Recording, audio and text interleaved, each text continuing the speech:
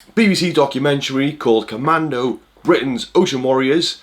So let's have a look. Looking forward to watching this new documentary after quite a few rubbish ones have come out. So BBC 2, Commando, Britain's Ocean Warriors, Episode 1, let's go. Click, go. The Royal Marine Commandos. Britain's premier fighting force on land and at sea. So we're going to get on board that dhow and we'll do our business. Ready to deploy at a moment's notice. We're turning and burning, boys. Anywhere on Earth. As strike troops, peacekeepers, seaborne raiders. Move to the front now! Operating in the toughest, most challenging places. Only a select few are good enough. Up here. Promoted to acting corporal. To wear the Green Beret. Salute. Wow. And you may kiss each other. This is the inside story of the Commandos.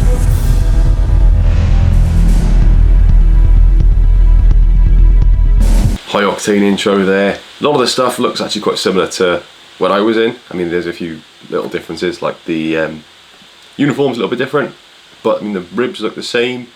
Type of jobs that we were doing, does look fairly similar to what I was doing back in the day. So my understanding this one is going to be a bit about the Commando Tests, which is the last bit of training. So it'll be interesting to see this bit as well, because what you find with a lot of Marines is they go off, they do their career, and they all do different things. Every Marine's career is going to be slightly different, whereas recruit training, it should be fairly similar. Things will change slightly, but you've still got the same Commando tests or similar Commando tests to earn a Green Beret as every other Marine before them. We're in a secure location. We've got sentry positions located around the fort. The moon state is waxing, which means it's getting bigger, which allows visibility good for us. We should technically own the night against this enemy force, okay? Delivering a set of orders there. They're going out on some kind of exercise.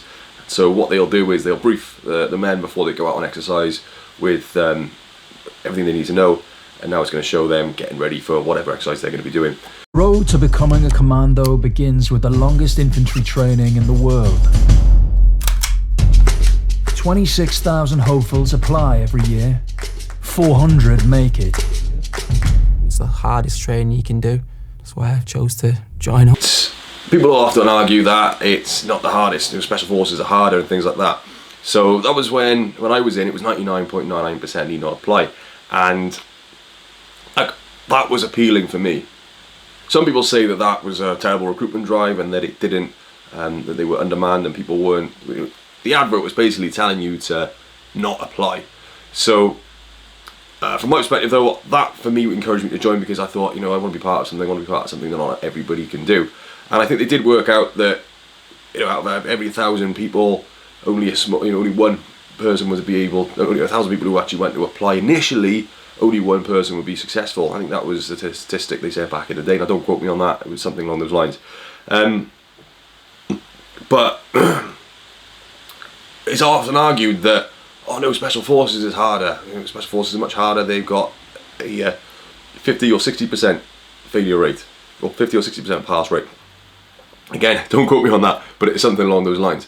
And people will often argue that, but what they are not considering there is that UK Special Forces, they don't recruit straight from civilians. They recruit people from military outfits like the Marines, like the Paras, like the Army, and those regiments, so they're already trained. So if you consider the fact that, say, 1 in 1,000 to get into the Marines, and then 1 in however many then could be successful for Special Forces training, you would see that it is actually a lot more difficult to get in Special Forces training. They two are often compared, but often confused, but hopefully that'll make you realise. And it is longest. How you can say something is the hardest, I don't know. You'd have to go around and do them all yourself before you work it out. But it is argued that it is the longest, hardest basic military training or conventional military training in the world, which is an appeal for guys like this. I've done a 9 to 5 for 6 years as a joiner. It was good money, but when I got to about 40, and I don't think I would have been happy with myself. get in there, blow some stuff up. This guy's got the right idea. So basically what he's saying there is, he's absolutely right. It's absolutely, would you do something like this? And for me, like he's saying this was his second job, or he's had a few jobs beforehand. This was my first proper career, was the Marines. And it kind of set the standard. It was what I became used to. And then when I left, it was like, nothing could really compare. I was always bored. I mean, I still always am bored. That's why I make this. That's why I've got this channel. That's why I make different videos and do different challenges and things like that. And I'm always trying to do something because I'm so bored all the time. I get frustrated unless I'm doing something and pushing myself or challenging myself or trying new things. And the thing about the Marines is, it puts you in that perspective. You're going in, you're a young guy, you've got loads of energy, and it pushes you down that road. It steers you in a direction where you can use all that energy for something. And you get back something back from it as well. So this guy seems like a nice guy. He seems quite switched on. Seems quite fairly intelligent as well. Normally these type of programs, they find the most bone-looking guys they can find and they follow them, so people can laugh at them. This guy seems half decent, and so it's going to be interesting to follow him on his journey. I'm excited to see what he's going to be up to next. Let's do it. I used to watch a lot of superhero films, so I don't know whether I want it to be like one of them. I've got a lot of pride in what I'm hopefully about to be. And the Commandos have done so many great things over the years, protecting the country and saving lives. And I can't wait to obviously have my input and do a bit for the country and the world. This guy could literally be me 20 years ago. I was thinking the same sort of thing, thinking the same sort of idea as he had. I used to watch the superhero movies, used to watch the action movies, used to enjoy that, used to play the little soldiers, used to play out with the army guns when I was a kid.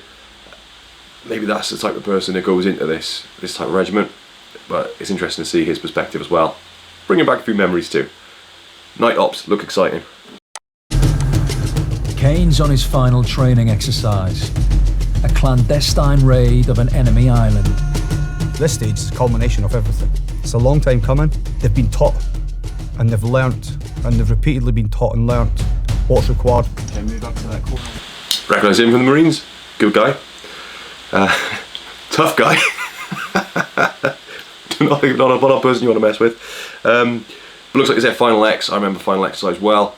Right at the end of your training, you put everything into, I think it's 7 days, 7 or 9 days, I can't remember which, but you put everything into this, everything you've learned over the 30 weeks, 32 weeks of training. Was, I think it's week 30 you do this one, but so the 30 weeks or so that you've had beforehand, you put everything into practice. You get tested.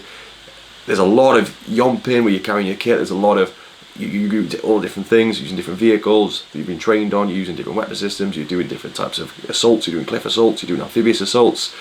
All these sort of things is all put into the test to make sure that the you come back with to make sure that the finished product is up to the standard. Irrespective of what people's views are, it's a very unstable world. We're pushing individuals to their limit and sometimes beyond, because that's what we require them when we set them loose.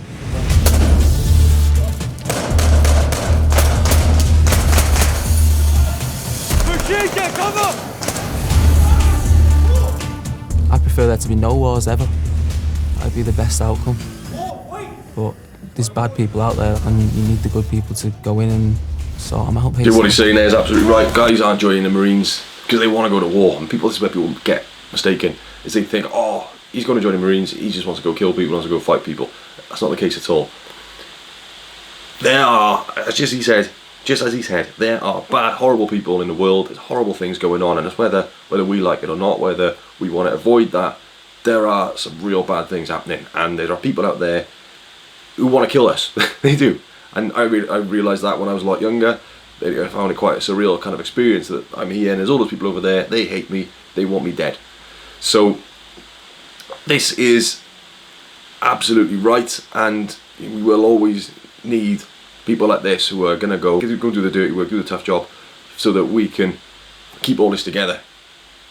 Because the outcome, well, I wouldn't want to think what the outcome would be if people like this stop doing it. That's my personal opinion.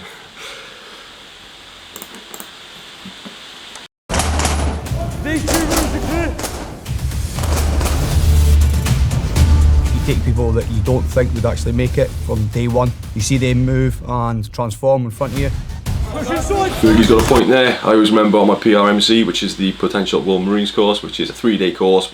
Now, I went on that when I was like 18, something like that, young kid, small, quiet, timid. Went down there, and it was all these real big buff guys. I remember they were posing around in the shower. They all had abs, they all had bigger muscles than me, and I felt a little bit like, whoa, I'm in the wrong place here. Looking at them, I was looking at me.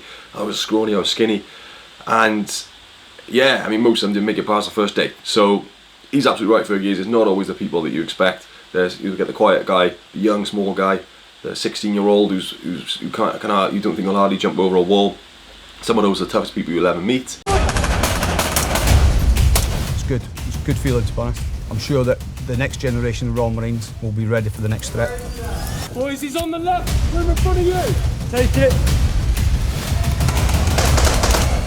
Do you get any snowflakes? I'm guessing there is probably people out there, but they've never come to my office and told me that they're a snowflake. Yeah, Fergie is not the sort of person that you want to be a snowflake around. Yeah, enemy down. I'd hate to be called a snowflake, if I'm honest. I wouldn't see myself as any different or any better than any other 16-year-old. It's just, this is what I really want to do, so I've just gone for it. Dom is the youngest lad in the troop and applied while at school in suburban London. Where I'm from, some people get into trouble early. I get put in prison for selling drugs and that, it's not worth it. But it happens a lot. Alright, push right, I've got L-shaped right. Yeah, take it, take it. Know a couple of guys joined up at 16, and just like Dom here, he seems to have his wits about him, seems to be a decent kid. He looks like he's going to have a good career in the Marines. The lads I know joined up very young. You know, people didn't look down on them at first, but you weren't expecting much of them. But, you know, they may have got picked on, they may have got laughed at a little bit, they may have even got a little bit harder because they were so young and they were so small. But yeah, they've had excellent careers and they're doing incredibly well for themselves now. End up in you just being stabbed, killed, whatever, you know, so it's best to get out of that situation. Yeah, room's clear, room's clear. You got two paths to go down, the right one, the wrong one. Sometimes that just comes down to like your own life choices, what you choose to do. You know, you choose to do that bad thing or you choose to do the good thing, and then what choice you make makes like a drastic change to what would happen later on in life. This is one of the best things I can do. Well, a couple lads on me, just search this. One lad on me, one or two lads. He is very young, but he's not immature. There is lots of other things 16-year-olds could be doing at this stage of their life, but he's doing something positive, and hopefully he's got a long career ahead of him. I come across a lot of young guys, and like half of them can't talk like that. If you put yourself in a situation he's in there, so you can hear this young guy Dom, he's 16 years old, looks like he's either been on this exercise, looks like he's been put in charge of a section, or maybe even a second in command of a section. So he's going to have about 6 to 8 guys who are doing everything he says here. He's in charge, he's detailing them off, he's going up to guys who are going to be, you know, possibly 10 years older than him, and he's saying, right guys, I need you to come and help search over here. And he was doing a great job of it. You hear his voice, he's calm, he's authoritative, he's delegating, he's speaking clearly. So this just shows me, I speak to 16-year-old kids all the time. They can't even look you in the eye. A lot of them. Not all of them. Some of them are amazing, some of them are fantastic, and much better than I was when I was 16, but a lot of them, they can't even talk. They're struggling, they're looking at the floor. Not seeing that here.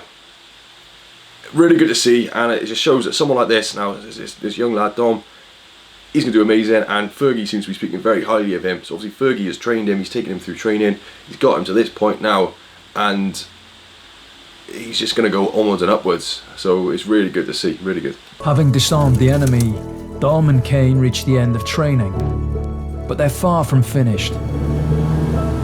To call yourself a commando, you must complete a week of arduous tests. And if you don't pass them all, 8 months of training will be for nothing.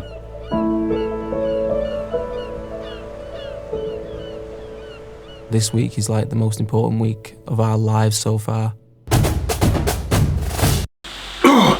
So everything up to this point, when you join the Marines, everything is just the commando tests. The end of training, getting your Green Beret, that's all you can think about. You just think about getting to that part. And so what he's saying there is, this is it now. This is the culmination of everything they've done. They've passed everything so far. All they've got to do is 4 tests, and they think so they can get this far, and they can still fail on the last hurdle. People, they do these tests, they break their leg, they fall off, they hurt themselves, they get injured, and they get kicked out, or they lose, or they fail, or they get pushed back, and they've got to wait another 6 months before they're ready to go again. They've got to build their fitness back up again from scratch, and then they've got to try it all again. So this is a very important week, and just because you've reached it, it doesn't necessarily mean that you're going to complete and get Green Beret. Now, most of the time, people who've got this far, by the fact that they're able to get this far, their ability, they will go on to achieve Green Beret. And on top of that as well, because they've done so much, you don't really get people just giving up at this point, because they've done so much and they've proven themselves so much, and they're at that point where they're not going to quit. They're going to keep going. Usually, if people are going to fail, it's because of an injury, and a lot of people, by the time they've got to this point, they've got injuries. Their body is just being abused for 31 weeks, and they've just been absolutely smashed, and they've not had no chance of rest. They've been doing a lot of running, lots of arduous training, so their body's completely broken and beaten down by this point. It's almost like you've been in a car crash, and so they've been asked to do these fitness tests. So a lot of people, they ask, how hard are these tests? Can a fit person just go and do them? And the answer is yes. I mean, but when I first started down at training, the head of the PTI branch, or someone, I don't know who it was, but I remember the training team said, look, a fit civilian could do these tests, no problem. The thing about the Commando course is it's so long, and those are at the end of it when you're worn out and you're fatigued and you're tired. First test, endurance course, I remember this one well. 3, 2, 1, ho!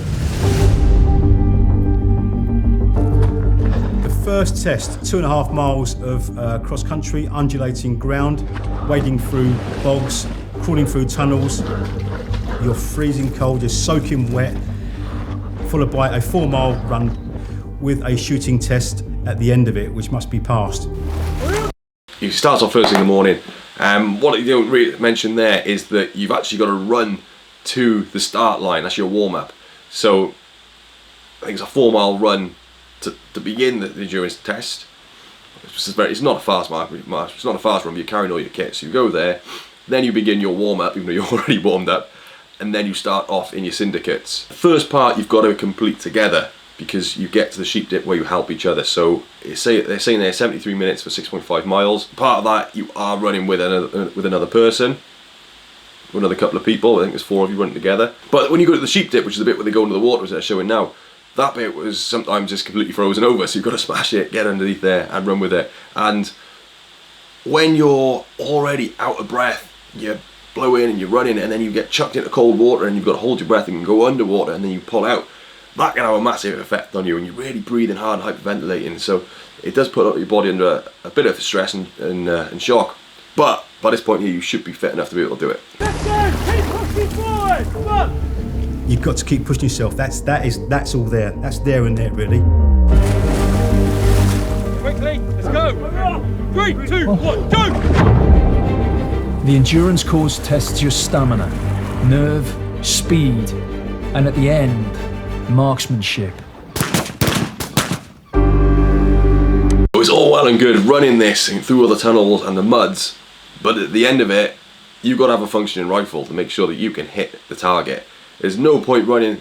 The whole point of this is you're a soldier. It's not just about time. It's not about speed. It's about doing it, getting the job done at the end of it, being in a state to get the job done at the end of it. They didn't mention there that they're actually carrying kits, so they're carrying webbing and weapons. So it works out at about 21 pounds of kit, plus a rifle, which is about 10 pounds. So it's about 31 pounds of kit in total, and they've got to run it all with this. And what happens when you get fully submerged, which is very close to the start and then several times throughout, is your kit actually gets heavier because it all fills up with water. Your clothes get heavier because they fill up with water. Your boots fill up with water as well. So you can't consider this as like a run or a race, because there's a lot more things involved in it as well. Your rifle's getting muddy. You've got to run with it in your hand. You've got to keep it on at all times. You can't just let it swing around at the back. You've got to hold on to it. You're going through the tunnels with it. It could get covered in muck. It could get fully submerged in water. But at the end of it, you need to be able to straight away be able to bang a few rounds on target. You haven't got time to rest, recover. You're straight into it.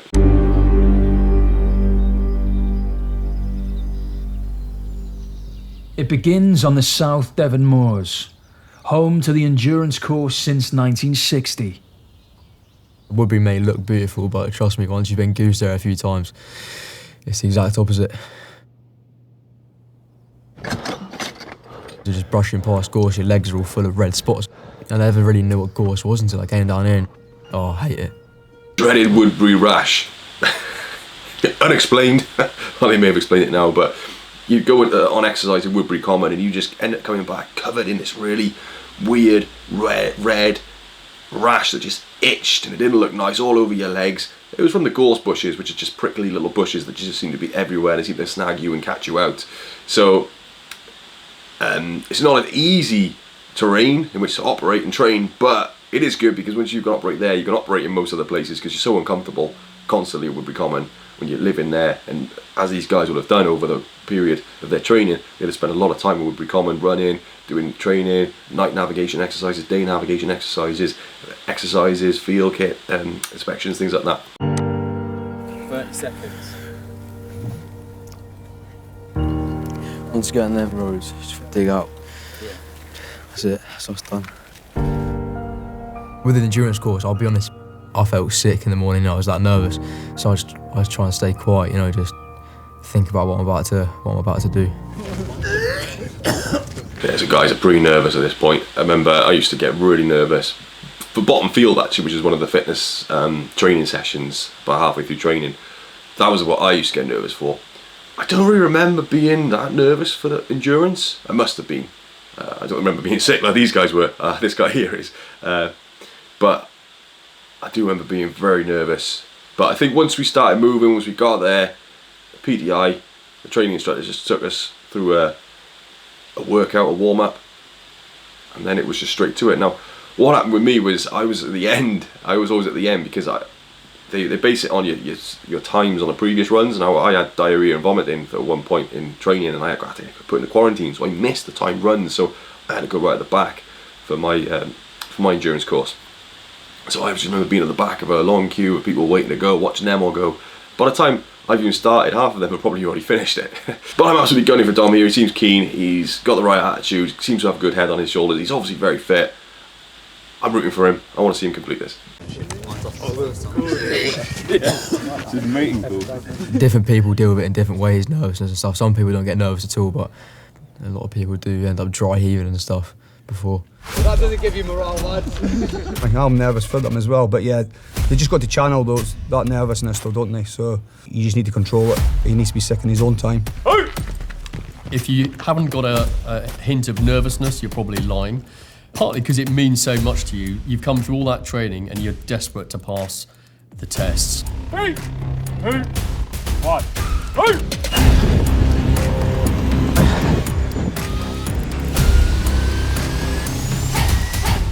A little bit of fear is always healthy because fear comes with nerves. Got straight in! I feel like that drives you on because whenever you've got any sort of adrenaline comes from fear and nervousness, that definitely drives me on to do well or get what I want. 3, 2, 1. My dad's always said to me, what do we do? Never quit. I don't want to go into my dad saying I failed. So, you know, that's one of the main parts, just thinking about that, you know. That was true with a lot of the guys there, so it was, if people just didn't want to go home and say failed. It was so easy to just give up and say, look, I don't think there's any more. There were so many points. I think everyone who went through training could have at one point said, look, I just want to stop here. I can't bother doing this anymore. I'm not interested. But the thought, the reality then of actually going home and telling people, well, you've just left. You just got to join the Marines and coming back and saying, yeah, couldn't do it. And guys will come up with all sorts of excuses. They'll say, oh yeah, it wasn't for me, or you know, I had this, that, the other going on. Wasn't enough money. It was, didn't like the court, they didn't like the people or whatever. But the reality is just they were just too uncomfortable. They couldn't do it, and they failed. So yeah, come on guys, let's get it done. Shoot dip. Stand him up! Make sure it's your rifle, lads, just go! You know, you get out of that sheep's dip and you're just like cold water shock and you're like, bloody hell. So you're trying to run up that hill after it and your legs are just hanging out. I remember that bit well. I can literally visualise myself doing that, and he's absolutely right. You're finishing it and you're already tired because you've been going at it. You start off, you gallop off as quickly as you can, and I can remember myself doing this now, but there's a hill straight after it now, and it just feels, I mean, if you just ran up the hill by yourself, it'd probably be that bad, but by the time you got up there, and you weigh so much more now because you're soaking wet, and you've already got 31 pounds of kit on you, so you've got all this extra weight on you now with this water, and you've just been exposed to cold water shock, and you were already out of breath anyway, and now you've got this hill you've got to sprint up as quick as you can, and you feel as well, because you've just stopped in the sheep dip, you're on the time, you know you're on the time, you've just stopped the sheep dip, you've had to get yourself through, you've had to get your oppo through as well, so you've got to make sure that there's this transition going on here, which you can't really rush, because there's a technique to it. And then you've got to put your rifle back on, and then you've got to jump out of the sheep dip, and you want to make this time back up, because you know you've just had to stop basically for a minute or two, for 30 seconds to a minute, maybe even longer, I don't know how long it takes. And then you've got to run up this hill, and it just feels like you're running in slow motion, your legs, you want to be able to power up there, but you just can't. So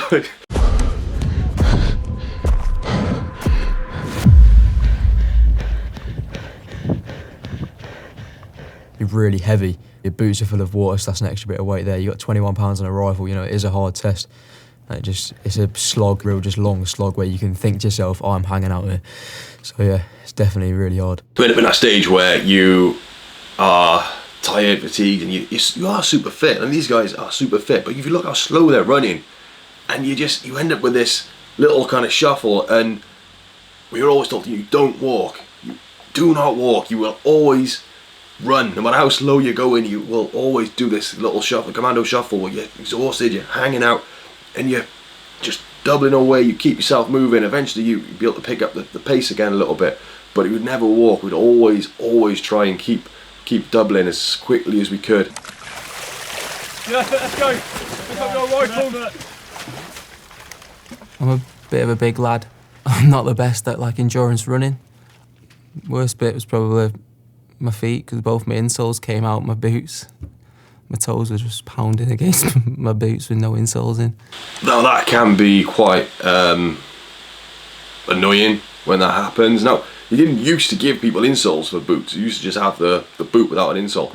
So people started getting a lot of shin splints, and then they started giving people insoles. I remember I actually put my own insoles in when I had boots, because I had shin splints before I even went in. So I bought a little set of insoles to put in, but I don't think the rest of the guys, or many of them, even had insoles in there. But if it wasn't wedged in properly, it could cause all sorts of problems. Starts moving around, the next thing you got blisters. And now he probably ain't got time to be taking his boot off and sorting it out, so he would have just cracked on. And at this point here, that's all you do, is you just crack on, no matter how cold you are, tired you are, uncomfortable you are, you just crack on, and that's what he's doing there. You can't just stop just because you're in pain or you're hurting. You just got to keep on pushing and hope for the best.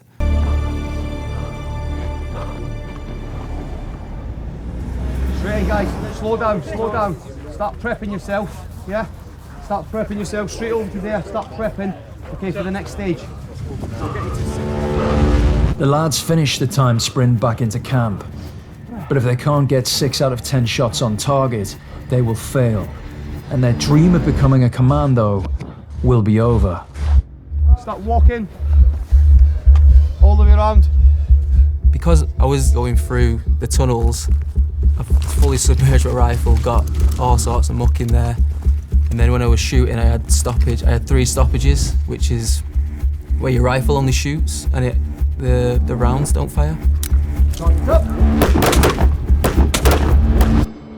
Target down. But still managed to get the 7 out of 10 on target. Just scraped it, so happy days. Oh. I was a bit nervous, to be honest, because you could do all of that and then just end up getting a stoppage or missing your rounds and stuff. At the end of the day, you've got to be fit to fight after you finish it, so you do have to hit them rounds. But you might have got a sub-hour time in the endurance course, then you miss your rounds on the target, and that's you failed. It's about being fit, and it's about being able to then do the job when you get there. So your weapon should be in a good state. It looks like they've had a minute or so to just quickly look at their rifle while to make sure that it is in working order, whilst they're waiting for the people who've got there before them to get through the shoot, because obviously there's only a certain amount of people who can shoot at the same time. Now I remember actually when I did that shoot, I just run it, did my shoot, and then the corporal ran over there to check my score, and he actually told me I failed. He told me I missed the target, and I was like, you're kidding. I couldn't believe it, and then he was like, only joking. guys are going to be super nervous at the moment. So they've just finished the run, their heart rate will have just come down, their breathing will have just recovered. And this is the final push. This is something that, you know, it's seconds, and it comes down to skill. Often you can, with the running, you can push yourself a little bit harder, you can push yourself a little bit faster, and the adrenaline can actually help you, because you're like, this is it, so you can run that a little bit faster, give you that extra push. With this now, you need to calm yourself, you need to relax, you need to really focus on getting the rounds on target, because if you go in there and you've got the adrenaline, your hands are shaking, you're breathing, your rifle's going to be moving up and down like that, and you're going to go off target. So this is it now, and this is where they got to make sure they've got to have trust in themselves, or they haven't knocked their sights, or they haven't damaged anything on their rifle, they haven't created a blockage. And this is where it all matters for them. It can so easily, in a few matter of seconds, it'd be the fittest person in the world. In a matter of seconds, this could be it now. They could have to go back and try it again. Point explosions, 2 rounds at each exposure. Stand by. Guns up. Got 9 rounds, managed to miss a round. I wanted to completely ace it. 10, I got 9, yeah. Happy days, what, you missed the one? Yeah, missed one, yeah. I fully missed it as well. Don't know how I've done that. Yeah. It's still a pass, isn't it? Yeah. What was your time? I got 65.59, so 66 minutes, which I'm really happy with. 73 minutes to pass, so I'm happy with that. I never want to just scrape past, I want to do it as best I can, so. How's that? Good. Yeah, good start to the week, okay? Everyone's passed the shoot. All right, boys, so good effort, yeah? Everyone under 70 there. We'll start the week off high, all right? Everyone's got a tick in the box, yeah? 1 down, 3 to go, all right? Make sure we stretch and we get plenty of water on and we're nice and loose, all right? Happy, boys? Go. Everyone go for things. Right, left, quick, march. Left, right, left, right, left, right, left, double, march. Left, right. In training, you'll often see soldiers that run around in a troop as they are there in formation. But in training in Limestone, which is where they're doing the training, Commando Training Centre, they're not allowed to walk anywhere, they have to run. The recruit there who's being detailed off for that day, which is the chap who's calling for the march, that'll just alternate, that'll just rotate through a member of the troop will have to do that every day. So throughout training you'll have to do that several times to call out and get everyone walking, and then break into double time where they have to jog around camp. But they're not allowed to walk at all, unless they're injured. It's the only time you'll see recruits walking around camp. The Commando Tests have remained largely unchanged for over 80 years. If you can't pass the Commando Test, you shouldn't be there. That's the top and bottom of it. I think the fundamentals are the Commando Tests. Those are the same. They have prevailed since the Second World War. Lock on then, let's go. There. Good lad, off you go. We maintain the same standard. I think that's what's so important to the Royal Marines. 100%, that's very important to a Marine, is that no matter how long ago you served, or how old you are, or how long you did, or how little you did, as long as you pass training and you've got that Green Beret, you're so concerned about the standards. You want to make sure that every Marine who passes out with training has to go through the same thing that you did. They have to do the same things that you did. And you'll always get these horror stories. Oh, training's easy now. People come up to you, oh, training's easy now. Oh, there's a Marine, he passed out. You can only do 10 pull-ups. People always say this, and everyone goes, oh, they get angry about it. And it's because they're so proud about what they've done. They don't want it to be watered down for anyone else. They don't want other people to have an easy ride, because it'll diminish what they've done and what people before them have done. So it's a very proud organisation, very proud, fiercely proud. I've never quite experienced anything like it in my entire time as to how proud Marines are about the Green Beret and the training they've got to go through. Second Commando Test now, 9-mile speed march, done on a day after the endurance course. Dom and Kane have passed the first test, but there are 3 more to go. A 9-mile speed march, the Tarzan Assault Course, and the 30-miler. All done carrying the 30 pounds of equipment a commando would have traditionally taken into battle.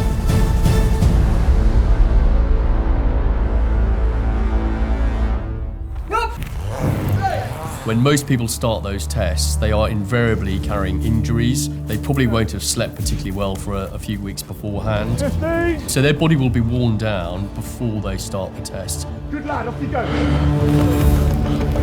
All it takes, like one wrong step, roll my ankle, and that's it. Out the game. That is probably my biggest fear now. Kane's already spent an extra 10 months in training because of injury.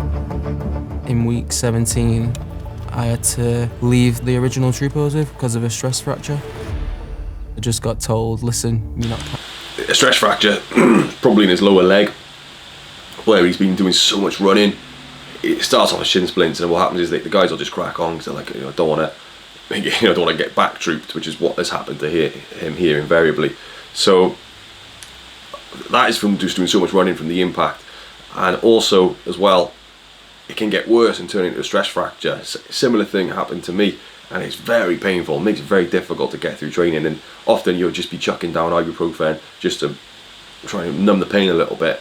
And yeah, it's very, very makes the runs, everything just very difficult. Because like I said earlier, you're constantly running, and all you want to do is walk, all you want to do is rest, all you want to do is put your feet up and ice them, but you can't because you're being forced to do all this training. And it looks like what's happened to Kane here is he's obviously got the sick bay about this injury, and he said to them, look, I'm getting all these pains in my leg. They've looked at it and they've said, stress fracture, mate, you're not allowed to continue training. So it's not like he's given up and said, oh, I can't do it. He's gone to seek medical attention. The medical doctor professional has just said, no, you're not going any further because you're just going to make it worse. And then they've given him however long to rest and recover. They put him into a hunter company, that's what it's called when I was in. I imagine it's the same thing now, to rehabilitate himself. And then what he'll do is he'll just join another troop then that's going through training but a few weeks behind. So he'll actually end up being in training a hell of a lot longer, and that can be quite difficult for some people to stay on track, stay on the mindset. A lot of people, they want to pass out as an original, they don't want to get back troop. It's a thing that the recruits do not want to happen to them. They want to be passed out as what they call an original. So very important to recruits that they stay in, but it can become difficult then when they do end up getting back troop, like what's happened to Kane here. But it's good to see that he's managed to keep a level head, and he's managed to get his fitness back up, and here he is now at Commando Test right at the end. Carrying on. That's when the demons start coming out and telling you, you're not going to be able to do this, you can't do it. You're just having the battle in your own mind, and it just makes it so much harder. Let's go, big jump, let's go.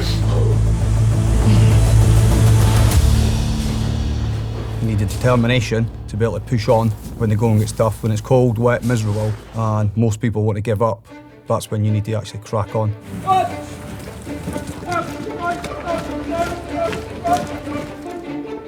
For the last 8 months, the recruits have lived at the Commando Training Centre in Lympstone.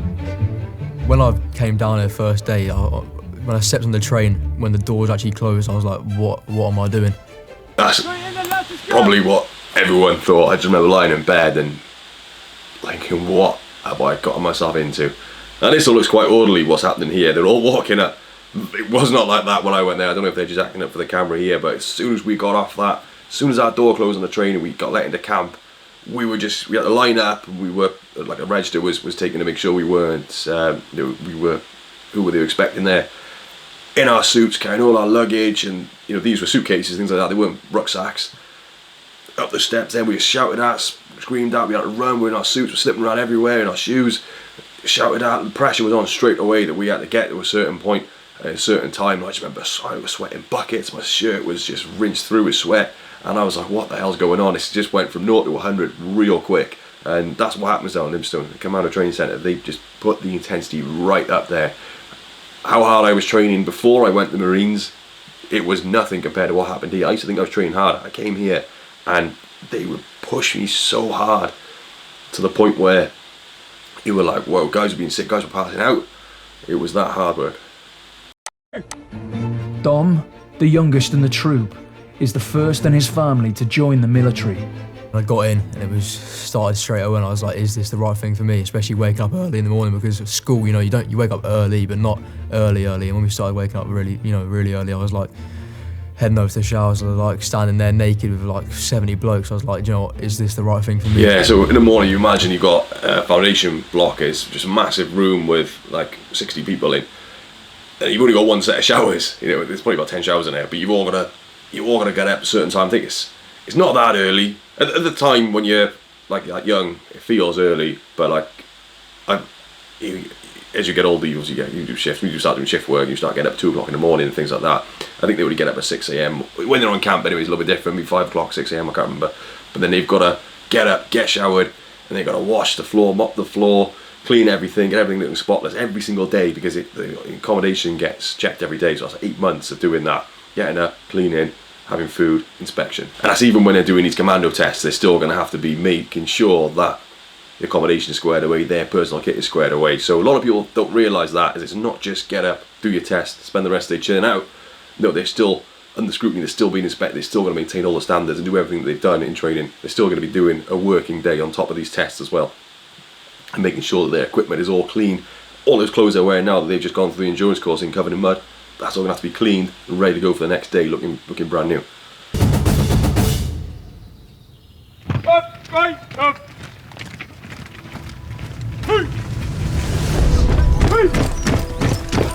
So 9 mile speed march. This was, in my opinion, the easiest of the tests. And so you're still wearing the same kit. It's 9 miles. It's in 90 minutes. There's no kind of like best effort. It's done as a troop. Everyone's got to do it together. Everyone's got to finish it together, and it's got to be done in 90 minutes. And it's a 10-minute mile pace. So generally you tend to walk up the hills and then run the flats and the downhills. And I believe there's about halfway through you're allowed to stop to have some water, and the rest of it then is just carry on with the tempo that the PDI, the guy at the front, he's going to be the troop PDI who's taking them all the way through training. He's going to be the one who sets the pace. They'll just basically follow him, keep in time. They've all got to stay in time when they're running. They've all got to get to the checkpoint at the same time, and then they've all got to start off then and finish at the same time. And when they finish, then they'll get drummed into camp, and the camp will stand to attention, and they'll get saluted as they come back into camp. Very proud moment for them. But like I said, it's not, in my opinion, it wasn't a very difficult test. I mean, probably couldn't do it now. I'd love to give these tests another go. Actually, watching this is bringing back some great memories. But yeah, it's still once you've done this one, you're halfway through. All you've got to do then is the Tarzan and the 30 miler. A 9 mile speed march, a squadded run, starting and finishing as a troop in 90 minutes. It's a collective test, in time, in step with each other. You need those other guys around you, and they need you around them as well. You're getting from A to B, fit to fight at the end. That's what the 9 mile is designed for. Right lads, obviously there's 40 of you, okay? We're going to stick in one pack, that we stick up, we keep up with it, alright? We keep the gaps nice and tight, alright? And if someone... So notice earlier he said he was going to be a room with 70 guys. So he's seen there's 40 guys now. So that just shows that 30 people haven't gone through. 30 people haven't either failed, they've been injured, or they've been back-trooped. And this number of 40 as well, maybe people who've come back from other troops and been back-trooped into this troop. So we don't know how big this actual troop was of originals, but you can see straight away there's a hell of a lot less than there was when it first started 32 weeks ago. Right, the person behind him goes round, yeah? Fill the gap, don't let the gap fill, alright? Right lads, go there, let's over the tail grid, and then in 3 ranks. Sounds like it's going to be really easy. A lot of guys running at the same time, but it can be very difficult. These lads have done it many times before, so they shouldn't really have much of a problem. But what happens is, all it can take is one person go out a step, one person start getting a bit tired, and you end up with this kind of concertina effect, which can cause problems. And if you're at the front, it doesn't really affect you, but if you're at the back, you end up in a situation where you're sprinting, slowing down, sprinting, slowing down, sprinting, slowing down. So it's very important. What PDI was explaining there was, if somebody starts falling behind, they've got to move over, move around them, so that they don't, the troop doesn't break down as a whole. But you're not going to be wanting people to fall back. The lads will be behind, they'll be encouraging them, they'll be like, no, get a move on, don't hold yourself up. And in this situation, in this type of test, most people, you will get the people who don't like it, they'll start struggling, might have the shin splints, might have the stress fractures, they'll start struggling, but they'll look to left and right, and they'll see their oppos, they're still there with them, and they all keep going. Usually.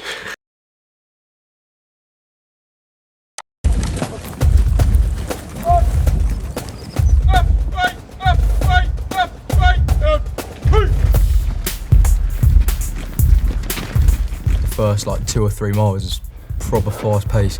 You're not running for your pace, it's like the troop's pace. So, you know, you're either going shorter in your stride or lengthening your stride to like keep up with the troop. Caught me out a bit at first.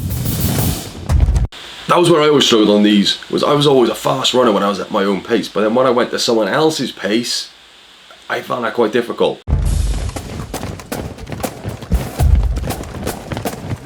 Lads get injuries and stuff like the whole way through training. You see them like limping through speed marches, you know, it's awful.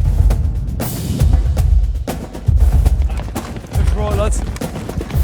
35 minutes in, and a few are struggling to keep up with the rest of the troop. Come on, lad, keep pushing. Some of us were like putting our hands in his back, trying to say, come on, push forward, keep with it. It's about getting the whole troop across the line and then being ready to fight at the other end.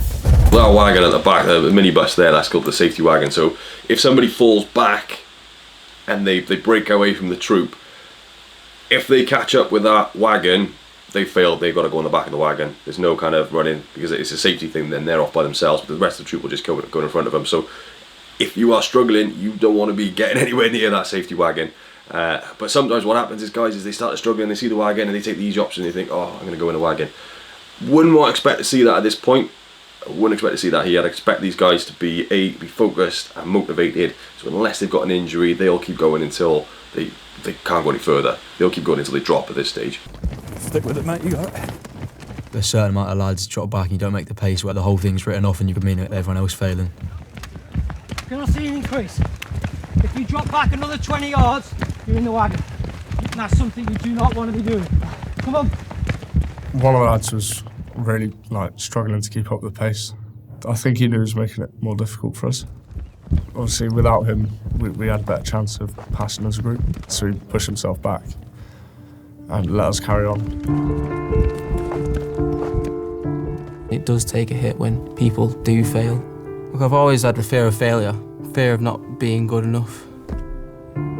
It will paralyse you and you won't want to go any further. Okay, you put him in the wagon, mate. Okay, stop there. Get in the wagon. That's you. Just over to the side there. It's the end of the road for this recruit. You don't want anyone to fail. And if I failed, I'd be so unhappy. You know, you never want to be a failure, do you? Everyone wants everyone to pass. I feel bad for lads that have failed and stuff because I'd hate to fail. So that guy's going to be absolutely gutted now, and he will get an opportunity to do it again, unless this was his second attempt. You get 2 attempts to pass it, each test, but he's going to be feeling absolutely devastated at that point. It's very difficult when you do fail a test at this stage, but the important thing is then that you don't let it break you. You don't go, right, okay, I failed. You failed, you're going to feel like crap, you're going to feel like a failure, but you need to get over it at that point. And that was a little saying with the Marines back when I was in. It was, you've hit your wall, and the picture was a guy who was like, I'm in pain, and he would just say, get over it.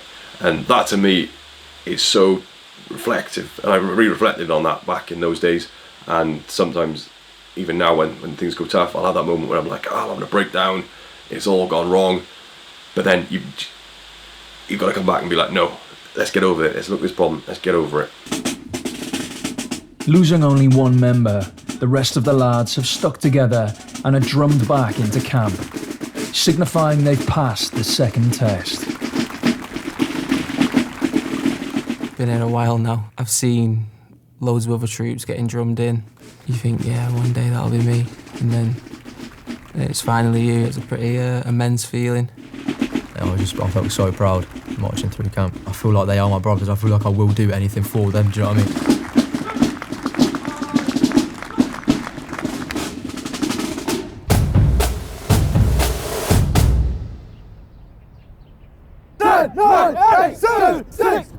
It's the third test in 4 days. Okay, jogging the opposite direction now. The lads are expected to push their body to its limit in a test responsible for more serious injuries than any other. Tarzan Assault Course, this was the hardest one in my opinion. Really struggled this one. I remember when I finished it, I was blowing out. I remember thinking to myself, I never want to do that again. Part of me would like to go back and do it again now, because I look back and I think it's just amazing that this was the sort of thing I was actually doing when I was age 19, and this is the sort of thing these guys are going out and doing. It's a very difficult course. It's a nerve-wracking course as well, because you start off, it's a short, intense course. You start off and you just climb up and up and up and up this tower, and it's a case of, unless you're the first guy, you're going up this tower slowly because you're waiting for the people to go down. So it's not just a case of going straight up there. You're on this tower for some time, watching the people in front of you going down and down and down, and then when it's your turn, you're like, I've got to do this. You start off, you're high up, you've got to put a rope on, you swing down, and then you've just got to attack it. And it's a high assault course, and there have been some serious injuries, like real serious injuries, like people that have been put into wheelchairs due to this course, and this is why now that you'll probably see that there's a lot more safety net in and a lot more padding than there used to be. And I always remember back in those days, I used to think, oh, I don't want that there, I don't want the padding there, I don't want the safety nets there. But now as I'm a bit older, I realise, no, I mean, it's not worth it. Like, it's not worth it. If you fall and you land on a safety net, it's not worth falling and land on the half floor, hitting your head, and then never being able to speak properly for the rest of your life, or be able to function for the rest of your life. So now as I'm a bit older, I see that, and I think, yeah, the safety stuff is a good thing, and hopefully guys won't hurt themselves on this course as much, seriously anymore. But anyway, looking forward to seeing the lads complete this one. 2, 1, The Tarzan Assault Course. It's high intensity military agility at speed, at height, ground, crawling, climbing, everything else. You can't pace yourself. You're overcoming lots of different types of obstacles as quickly as you can to maintain the momentum of battle. You summed that up there. You've just got to attack this course, and you don't attack it all in one go. You attack each obstacle. So you reach the obstacle in front of you and you attack it with the required technique as quickly as you can.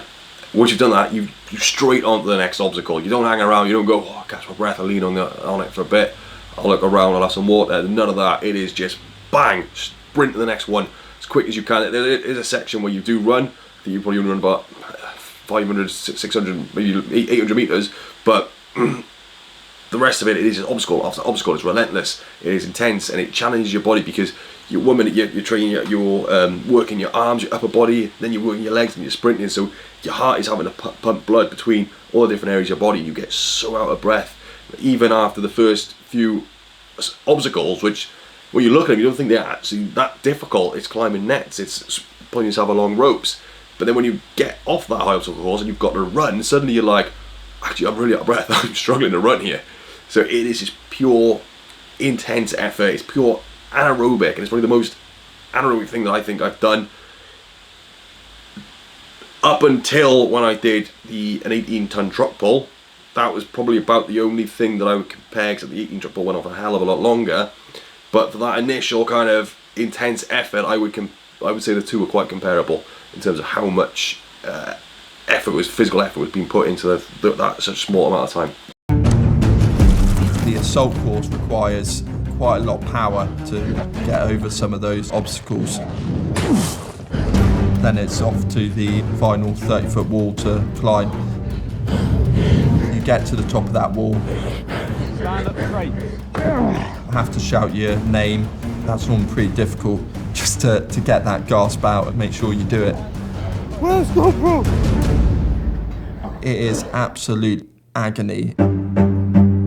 Yeah, I just remember you just breathing pure battery acid at that point. It's very hard to describe unless you've actually gone and done something like that, unless you've actually gone to describe how out of breath you are, and to do it in the time as well. Like if you took all day doing this, you're not going to be that out of breath, but to do it in the time, and sub 30 minutes sounds like a long time, but it's not when you're doing that. But some people, they get this in like 7 minutes. It's over 8 minutes. There's some ridiculously fast times going on this. Every single person to get to the top, and it's an effort just to shout your name. In the Marines, you've got to shout your name. You can't just go up there and go, Glover! It's Glover! You've got to shout it as loud as you can, and then you've just got to, on the railings, try not to be sick. Corporal. Yes. It's like that muscle there that connects from my calf to my hamstring. How does it feel? Sharp pain, a dull pain? No, it's a bit dull. Dull, but it's just there when it hurts more when I'm sprinting about. Kane's already spent 10 months injured with a stress fracture. And now it's back to haunt him. Warm your knees up, right? So if it's on the inside of your knees, make sure you're stretching lots of lateral stuff, okay? Stretching all the inside, right? Yeah. Okay? Yeah? And just rolling it out, okay? The inside of the thigh. Alright, keeping loose. You're in. Yeah? And you can hang out all you want. So he's going to be in a difficult position now. A lot of the guys are going to be feeling aches and pains at this point, but it sounds like he might have some kind of problem with his tendon or connective tissues in there. Now, the corporals, the PTIs, they're very good. They are trained. They're not just like a personal trainer. They are highly trained to recognise injuries, things like that. So, but the fact is, he's not really. If he's got an injury, there's not really much he's going to be able to do before attempting a high intensity course like the Tarzan Assault Course, other than just get on with it. And what a corporal's done there is he's showed him a couple of stretches. He's put a smile on his face. He's boosted his morale. He's able though to run. He's able to walk. He's just got a little bit of pain when he does it. He's reassured him. He's given him that boost that he needed there. Showing him a couple of stretches, which may help warm it up a little bit. It may help strengthen the muscle. Or may help activate some of the muscles around it so they can provide some support. But he's not going to just cured his injury just like that. But the fact is, just by doing that with him, telling him, explaining it to him, reassuring him, now he's had that bit of a boost. Now he feels a lot more confident. He's going to go into this test now with a lot more enthusiasm than what he was beforehand, when he was probably thinking, crap, I could be doing myself some serious damage here. He's now had that mindset completely switched now, so Corporal's done a great job of doing that. Now at this stage it is intense and it is hard. Any little thing can just put you off, and it's just not what you want when you're this close at all. I wonder which test people fail the most. Do you reckon it's this one? Well, have the most people fail? Potentially, Yeah. because it can go so wrong. Yeah. God, I just want to go home after this. You start like making up excuses in your head, like, oh, something's not right here, so I might have to stop. But then, yeah, it's just weakness in it, I guess. What were you asking the PTI about? Just got a little niggle in the side of my knee there, so just give me some stretches and stuff to do. Fair one, yeah. It's a bit too late now, though, he said. He said I just got to grizz it out. Got to do it, yeah, fair one. How are your legs feeling? My calf is proper tight. It's all mental, mate. It's all mental. Injuries do happen, and Every single person here then is going to have something, and I think the kind of mentality is, as long as you recognise that, if you recognise that and you realise that everyone's got some kind of little pain, nobody's going through their feeling amazing. So the mentality we had was that we can walk, we can run, we can do it. We just push through the pain, just unless we fell over and we couldn't physically get back up because our legs stopped working. We could always just get up and push it and move forward. So that was the kind of mentality we had, and these guys here seem to be doing the same thing. And the corporals just said it to him there as well. Look, it's too late to do anything. Let's get it done. The corporals aren't going to stop and pull out unless they think it's a serious injury. He could potentially do some further damage to him, but this is the nature of the beast. This is the type of game these guys are in. Right then, boys, let's go. Going up like 5 foot at a time, going higher and higher, and you end up like 30 foot in the air. Let's go. I hate heights, if I'm honest with you. 3, 2, 1, go!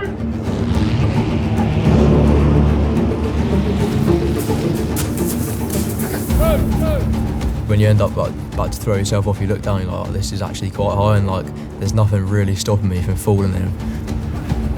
Even if I'm a bit scared, you've got to do this to actually progress. Last week we did a run through and we lost one of the section commanders. He punched through the net wrong and snapped his leg. The bone was poking through the skin. It was terrible, really. And we lost a really, really good lad then. 3, 2, 1, go!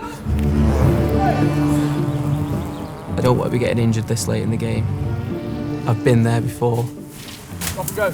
It's a big kick in the teeth. Yeah, I'm doing anything to not do that again. Injury's quite a big thing, and I find a lot of the time like people just crack on with them in training and stuff, because like, I know for me I wouldn't want to be in and out of medbay like every weekend saying, oh, I'm injured, this, that and the other. Good. Keep pushing. Keep going. If you're feeling the pain, you just carry on and just push through it. So I think that's the hardest part about it. Putting mind over matter to keep pushing when your body says no.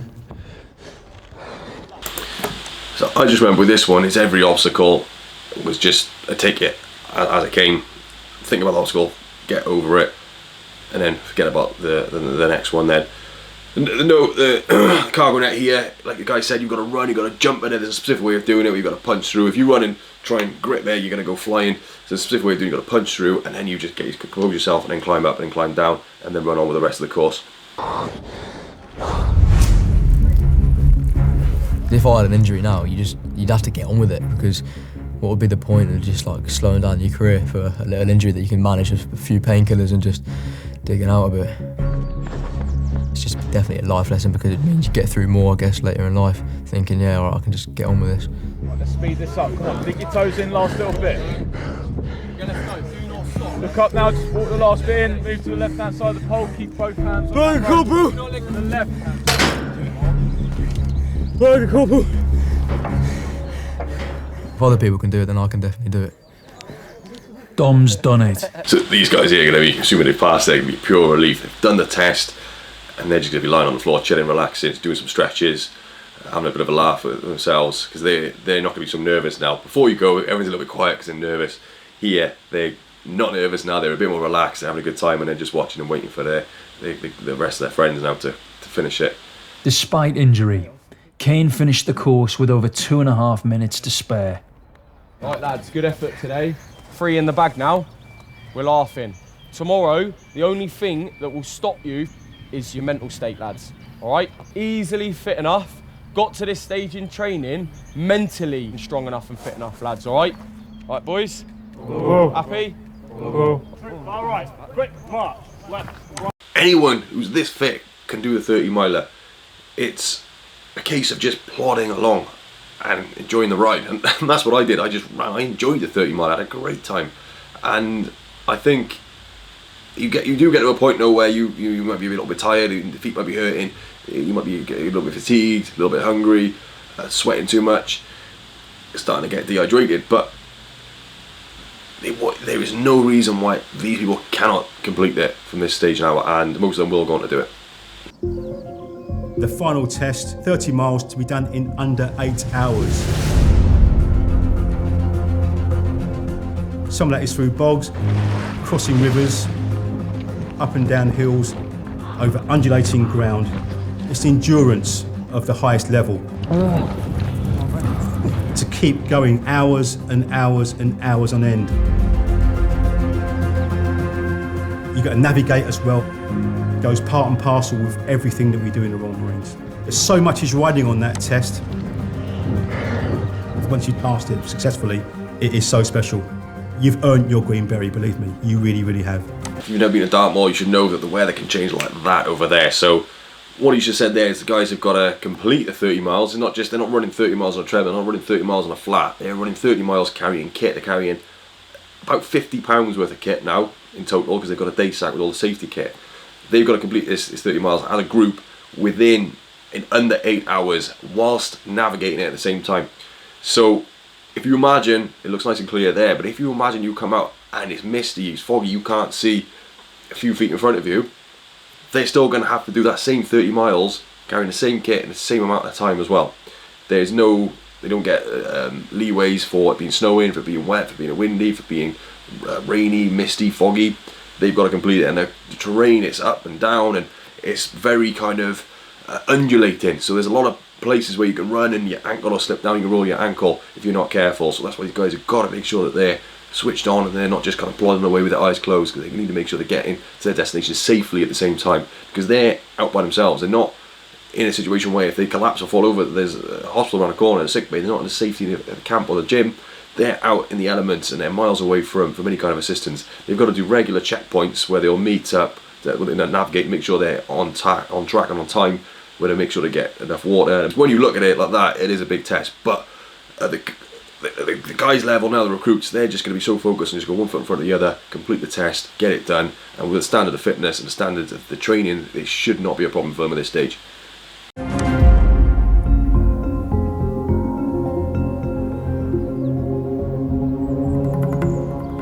I've heard lads saying, oh, it's not too bad, and I've heard lads saying it's the worst thing they've ever done in training, where they've just been hanging out from the moment they've started. I'm nervous as hell, I'm apprehensive, but I can't wait at the same time. It's going to be a long day tomorrow, a very long day.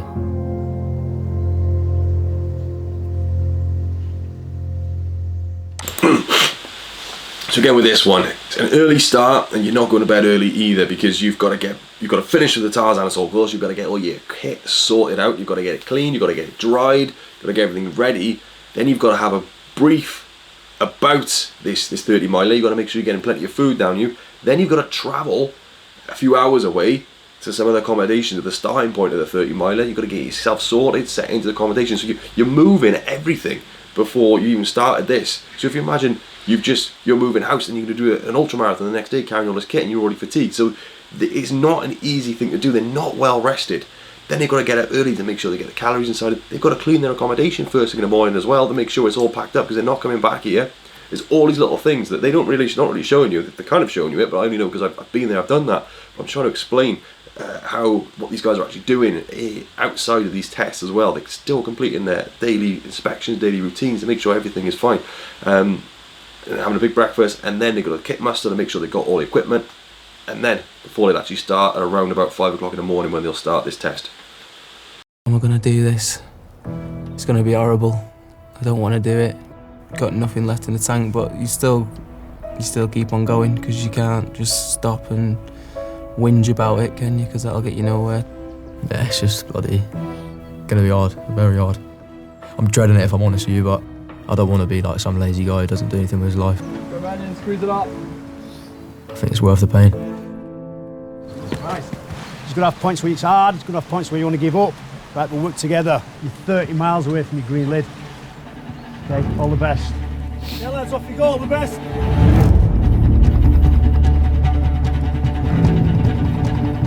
If you shed your load, miss any checkpoints, or drop off the pace and go 1 second over the limit, it's game over.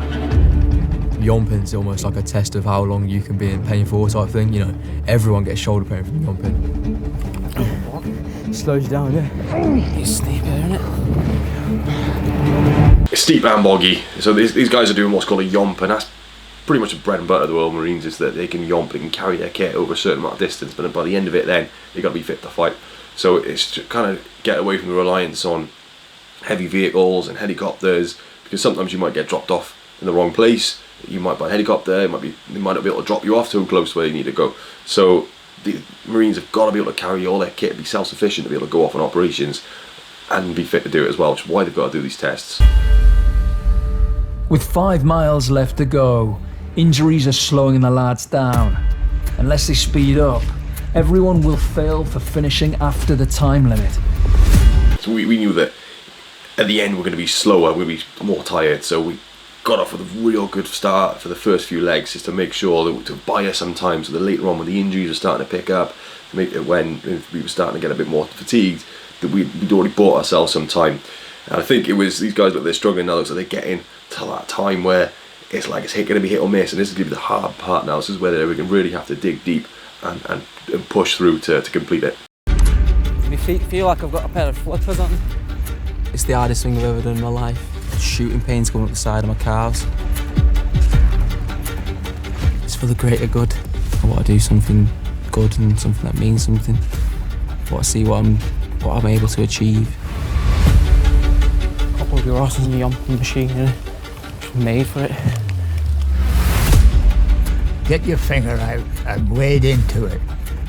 That's the only way that you can do it. Achieve it. And once you've got that beret, that is proof that you have achieved, because you don't get that anywhere else. The last part was definitely the hardest part, because you know where you are, you haven't got long left, and it's just like you're mentally just breaking down, thinking I'm about to finish here. Come on boys, 15 minutes apart. Almost there, come on. You're in pain the whole time, and you're just thinking like, can I actually make this? We was behind on time, and then we literally had to sprint to the finish point. The adrenaline pumping through your body, it just keeps you going. I would have gone 16 hours if I had to.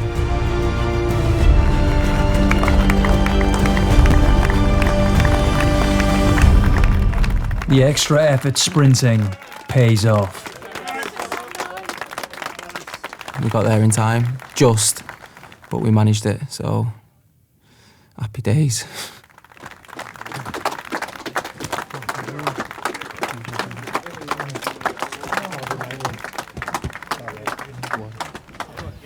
Done. Oh, never want to do one of them again in my life. The relief at the end, no. Just a pure feeling of relief when you finish. You get around the gun, you're like, that. This is it. This is finished. It's over. You've done it, and you get awarded your Green Beret then. And some guys will cry, some guys will be, speechless. Some guys just be really happy. Some guys. A great documentary there. I really enjoyed that. That was one of the better ones I've seen in a while about the Marines. Let me know in the comment section what you think. All the best. See you soon. Bye bye.